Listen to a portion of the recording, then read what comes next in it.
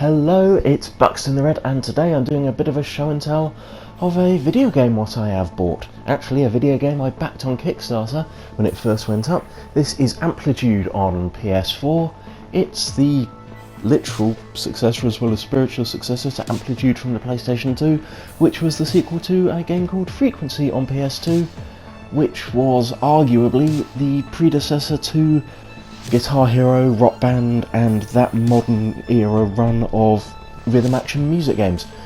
I've been looking forward to this game for a good long while. It has now come out and I'm very happy to show off a little bit about it. This is not going to be a full review, I'm not going to get into the full depths of the thing, but here we go. This is the main menu, and I think we're going to go have a quick look at the control options, because there's a bunch of ways you can play this. And if you've played the previous games, you may wish to know what the control options are. There are 3 lanes of musical notes, and you need to be able to blast left, centre and right, and then move between different tracks.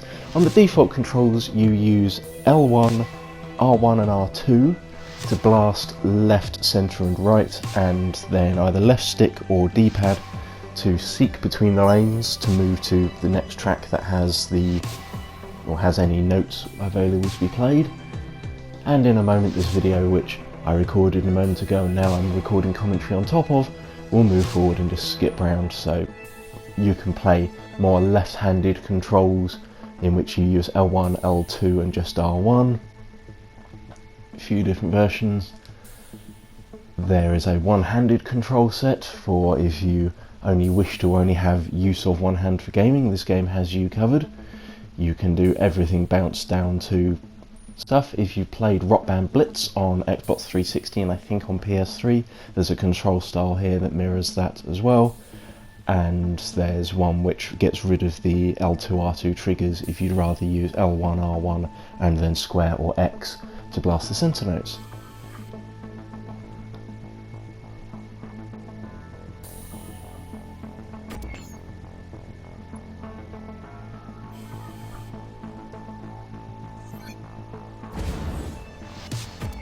I'm going to go in and just do a little bit of quick play. Here's a quick show off of what the songs are that are in the game.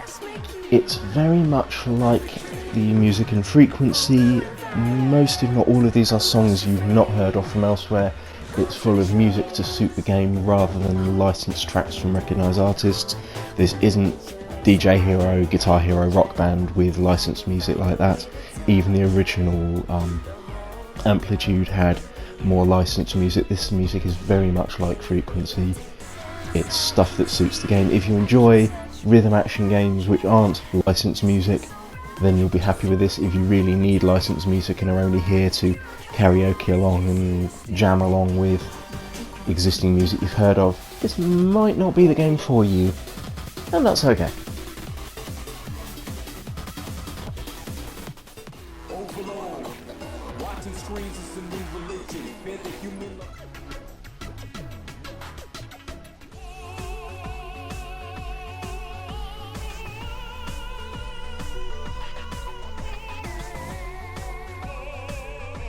Fans of other games will be delighted to know there are some tracks by Freeze Pop in this. I'm going to go in and do a quick demo of how the difficulty varies things. So this is the track by Freeze Pop called Phantoms on beginner difficulty, and then we'll switch around the other difficulties and you can see how the amount of notes you're expected to play ramps up.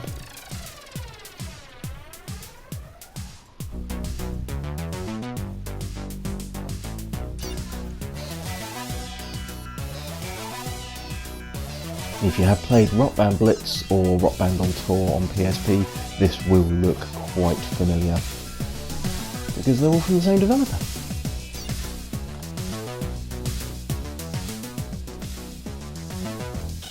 Energy diminishing.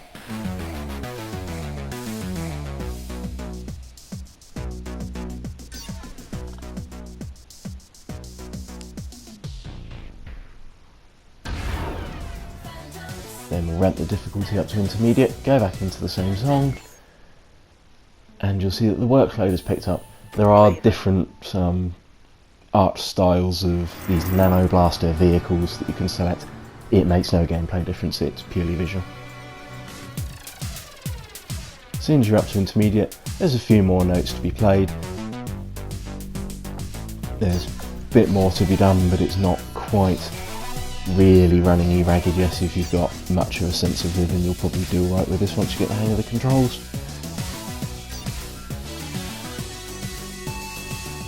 But if you find this too easy, let's have a look at the higher difficulty levels. Let's take it up to advanced and see what kind of a kicking it gives me now. Raven.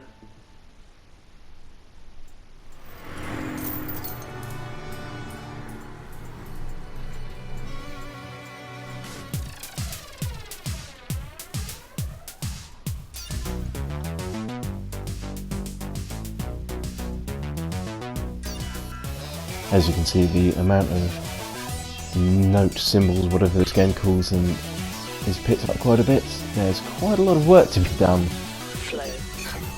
now at this difficulty level, so if you enjoyed Frequency and Amplitude on PS2 and were worried if this game was going to go hard enough and difficult enough to stretch you properly, yes it will. And to that end, let's see what happens when I turn it all the way up to expert. This might not be pretty.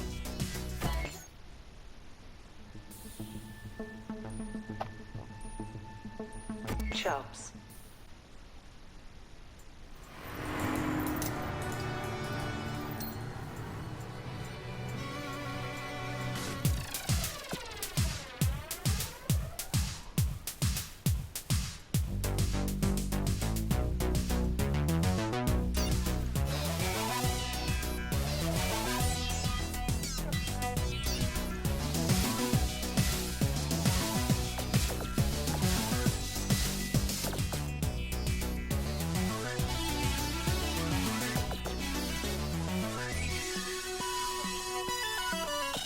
Energy diminishing. Follow the music and follow the lights. The dance floor is packed. Is it day? Is it night? I think I might belong here. The beat draws me closer. I'm not in control. The crowd swarms around me and swallows me whole.